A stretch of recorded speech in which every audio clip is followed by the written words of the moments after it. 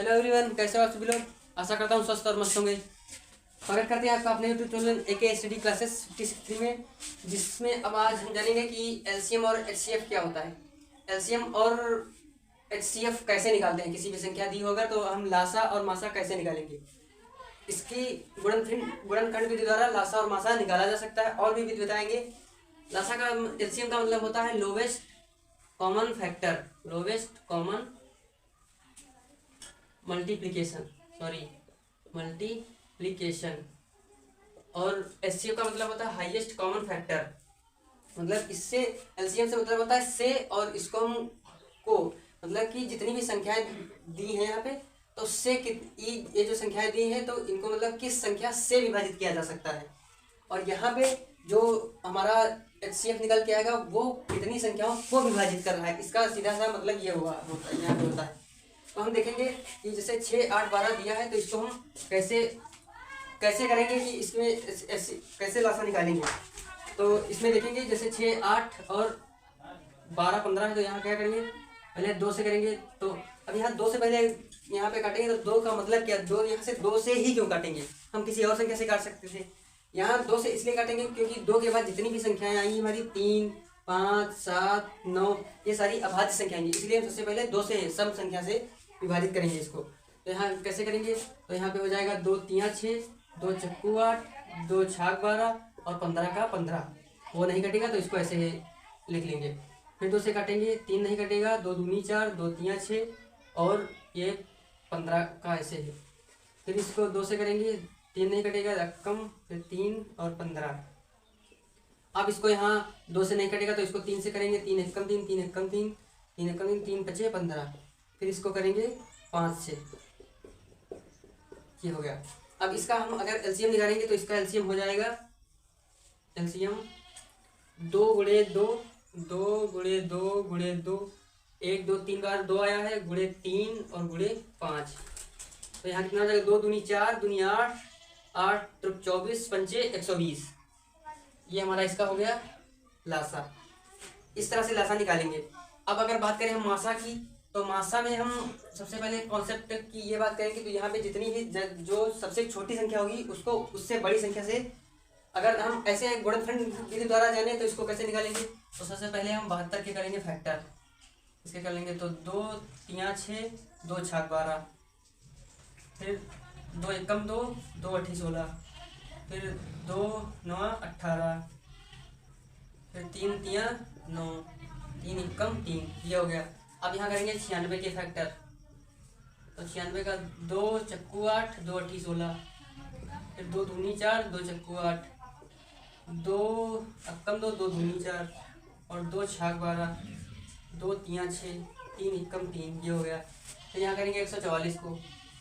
तो 144 को 2 सती 14, 2 दूनी 4, फिर यहाँ करेंगे 2 3 6, 2 छाक 12, फिर 2 एकम 2, 2 अठी 16, फिर 2 9 18, फिर 3 3 9 और फिर 3 एकम 3। अब यहाँ मासा निकालने के क्या करेंगे, जैसे 72 96 144 दिया तो इनको सबको पहले करेंगे फैक्टर।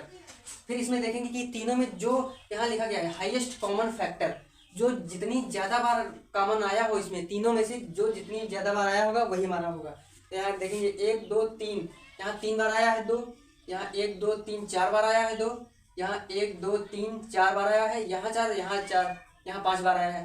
तो हमें देखना क्या है, जो सबसे मतलब हाईएस्ट कॉमन फैक्टर आएगा। तो यहाँ 3 है, फिर इसमें 5 है। यहाँ अगर 2 की संख्या हम काउंट करें तो 1 2 3, इसमें 3 बार 2 आया है। और इसमें अगर 2 की बात करें तो 1 2 3 4 5 बार आया, तो ये कॉमन नहीं हो सकते, इसमें से सब कॉमन नहीं ले सकते। यहाँ 1 2 3 4 बार आया है। तो हम क्या करेंगे, जब इसमें 3 है तो 3 इसमें सब में मिलेगा, 3 इसमें भी मिलेगा, 3 इसमें भी मिलेगा 2 बार और 3 इसमें है। तो क्या करेंगे, एक यहाँ से 2, सबसे पहले इसका देख लेते हैं। 72 का देखेंगे तो 2 गुणे 2 गुणे 2 गुणे 3 गुणे 3, ये हो गया। अब देखेंगे 96 का। 96 में 2 गुणे 2 गुणे 2 गुणे 2 गुणे 2, 1 2 3 4 5 बार, 1 2 3 4 5 गुणे 3, ये हुआ। अब 144 का इसी तरह देखेंगे। 144 में 2 गुणे 2 गुणे 2 गुणे 2 और गुणे 3 गुणे 3। अब यहाँ देखेंगे तो जितने भी पेयर बनेंगे तीनों में उनका, ये हमारा एक पेयर बन गया है और ये कॉमन, इसमें इसका मतलब ये आता है हाईएस्ट कॉमन फैक्टर, तो इसमें कॉमन तीनों में से गुणनखंड जो आएंगे उनको कॉमन करेंगे, तो यहाँ से ये कॉमन हो गया। अब यहाँ पे देखिए, यहाँ 3 2 इसमें एक, इसमें 2 है, इसमें 2 नहीं है, तो यहाँ कॉमन नहीं मिलेगा। यहाँ 2 है, यहाँ 3 है, इसमें कॉमन नहीं मिलेगा। लेकिन लास्ट में देखेंगे यहाँ 3 एक बार लगभग इसमें 3 भी है, इसमें 3 भी है, इसमें, तो एक बार ये 3 वाला पेयर बन जाएगा। अब इसका HCF क्या होगा, तो HCF बराबर यहाँ 2 है तो ये लिख लेंगे 2, ये 2 है, 2 गुणे 2 गुणे 3। अब देखेंगे तो 2 दूनी 4, 4 दूनी 8 और 8 त्रिक 24, ये हमारा इसका हो जाएगा मासा। ये हो गया इसका मासा।